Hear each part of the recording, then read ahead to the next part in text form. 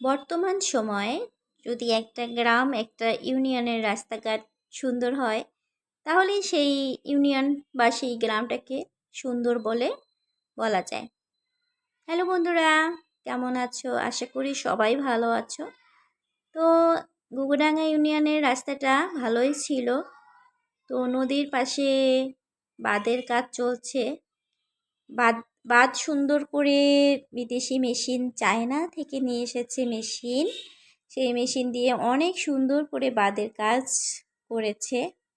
কিন্তু বালি এখানে তো বিভিন্ন মানে বড় বড় ট্রাক, এতটুকু ছোট রাস্তায় বড় বড় ট্রাক যদি আসে, আলুর সময় আলু, করল্লা, লিচু, আম, তাহলে ভাবো রাস্তাটায় কতটা চাপ পড়ে।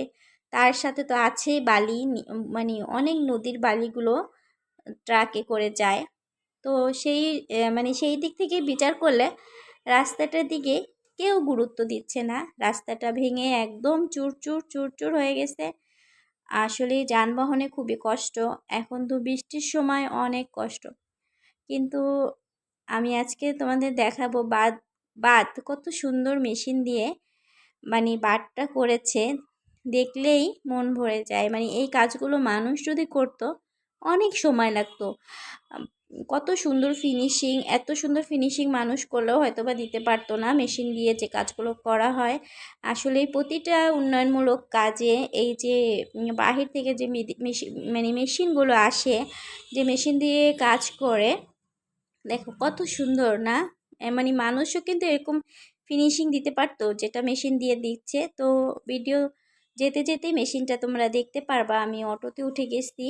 এই যে দেখো, এটা হচ্ছে বাঁধ। বাঁধের পাশে রাস্তা, বাঁধের দুই পাশে ফসল, কৃষকের অনেক ফসল আছে। খুব ভালোই লাগে। মানে প্রতিটা গ্রাম ইউনিয়ন যেমন হওয়া দরকার তার থেকেও মনে হয় সুন্দর বেশি।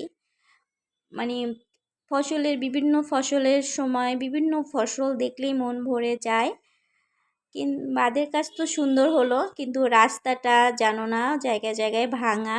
রাস্তাটা যে কবে হবে তা বলতে পারলাম না। তো রাস্তাটার জন্য আসলে খুবই কষ্ট হয়। অনেক 10 কিলো শহর থেকে 10-11 কিলো দূরে।